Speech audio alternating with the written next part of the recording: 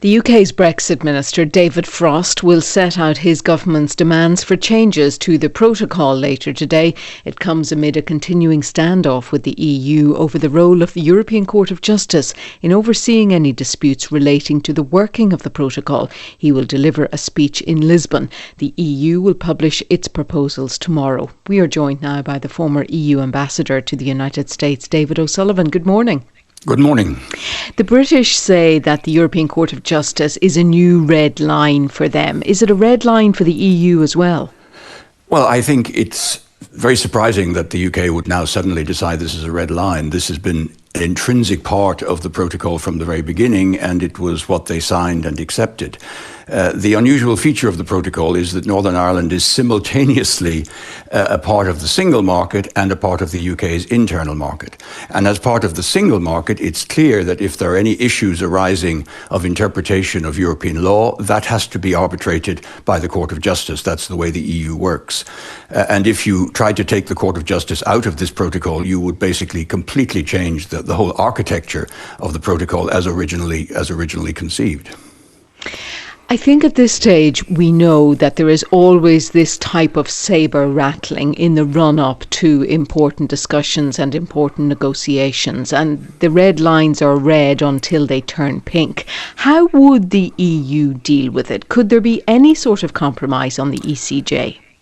Well, I find it hard to imagine. It's unfortunately a relatively binary issue because the European Union cannot accept that there would be any interpretation of European law other than by the Court of Justice. And it's important to understand this is not something that would happen on a daily basis in Northern Ireland. It's not like the checks on goods coming in and out, which affects people's daily lives. This would be something which would happen occasionally if there was a dispute or a legal issue that might end up in front of the court. So it's rather difficult to understand why this has become such a major issue for the UK.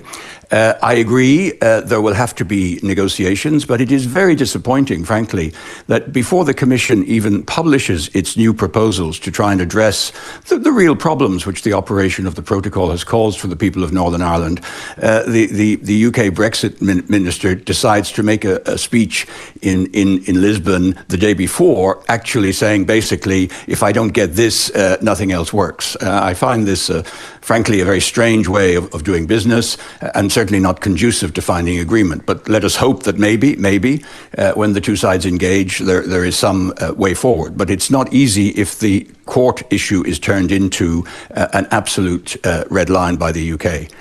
You wonder there why it's an issue for the British government at this point, when I think it's fair enough to say it's not an issue for many people in Northern Ireland other than the DUP. Could it be the British government shoring up its position because of all the difficulties in labour shortages across a variety of businesses and industries, which is causing so much problems there at the moment? I fear this is right. It is hard to escape the conclusion that the British government has decided that an ongoing battle with the EU is a great distraction from their domestic difficulties.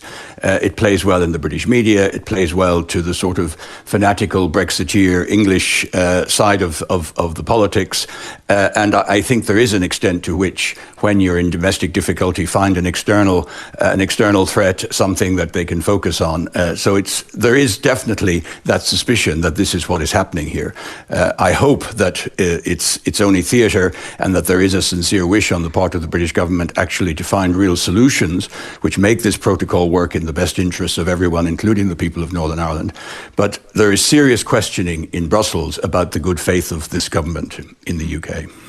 I mean, would you imagine they would go so far as to suspend the protocol by triggering Article 16 and the trade agreement in effect being torn up between the EU and the UK?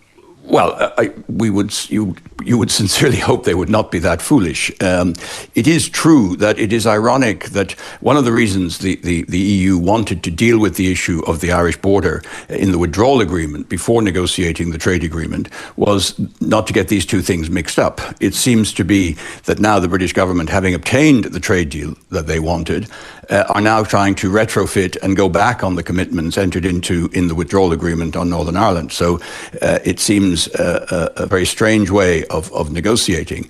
I think if the the situation deteriorated dramatically, this would not be in anyone's interest, certainly not in the interest of the UK, which would ultimately, I think, suffer most in such a situation. So you have to hope that in the end, common sense will prevail. But I must say, and I mean, I'm trying to be objective about this, watching the actions of the UK government at the moment, it's not obvious that that will be the case.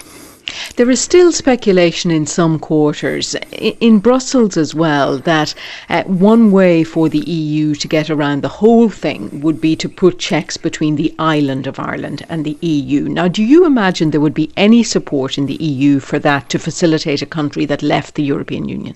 No, I don't. I know there is, of course, some speculation about that from time to time. Certainly the UK has hinted that wouldn't this be the solution. But anyone I talk to here in Brussels is firmly committed to defending Ireland's full participation in the single market and full EU membership.